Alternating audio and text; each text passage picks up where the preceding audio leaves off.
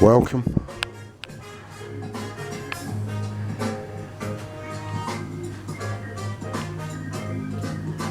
Welcome, welcome. Ho, ho, ho, ho. We have a gallery of faces like no other.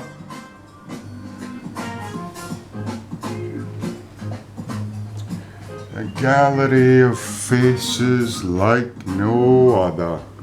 That only a mother could love. I've got that face in the kitchen.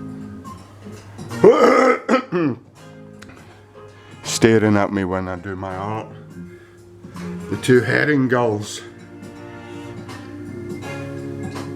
Oh, there's a face. I know you. In the rainforest in the morning, I mean, what better place to be? It really is a beautiful thing. And the butterflies love it.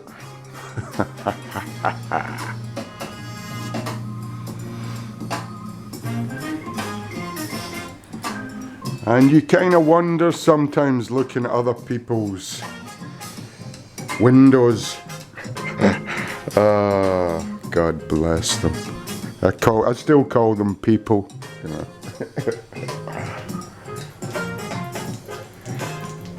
And you think, what on earth lies in there? First of all, there's about 6 people living in a 1-bedroom studio.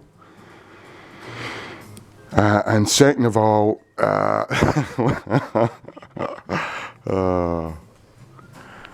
don't think we really want to progress past the first of all.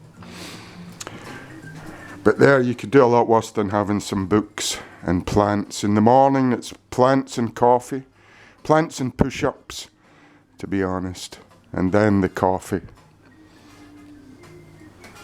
Isn't that right, Big Ian?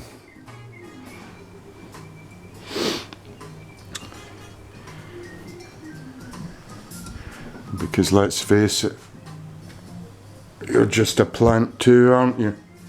We've been working on Scar 4, The Devil at the Crossroads, making that little play on words with the French word for crossroads. And we've already greenlit Scar 5. And we're going to put, the jackdaws, that's right, the jackdaws have nested under the windowsill. And I was looking at Dertier's The Ecology of a Summer House, which I've got up there. I took from Aramco's library way back in 2014. And I'm beginning to think with the seagulls, the pigeons, the jackdaws, the magpies, the crows coming in as well. They love my monkey nuts. And I've always got a stash ready for them. That I throw out into the middle of the street or sometimes leave on the windowsills.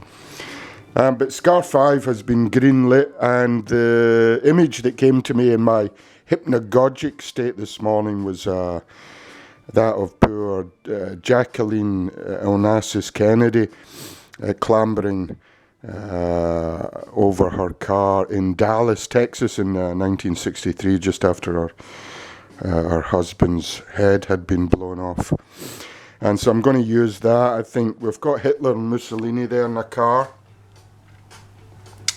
having a good joke. We've got Al Pacino, of course, in Scarface. Carface, really. And we've got Clint and Richard Burton in Where He Goes There, 1967, in a bus. It's been converted into a snowplow. And there's Harry Callahan, I think that's in Magnum Force, which is 74 or thereabouts. It might be the Enforcer. So we're almost done with Scar 4. We've got another 2-3 lines to do, which we'll knock out. No problem. Oh, Ferdinand Porsche was a very close friend of Adolf, as were all the other car manufacturing CEOs. Let's not forget that. They've all collaborated, whether it's Mercedes, BMW, Audi or Volkswagen. The real wagon of the folks is the heart. And sadly, these days you need to remind youngsters that, because they're born into the miscarriage of being. The idea of being carried ideologically, psychologically, physically, everywhere. At no point in the wild is anything carried.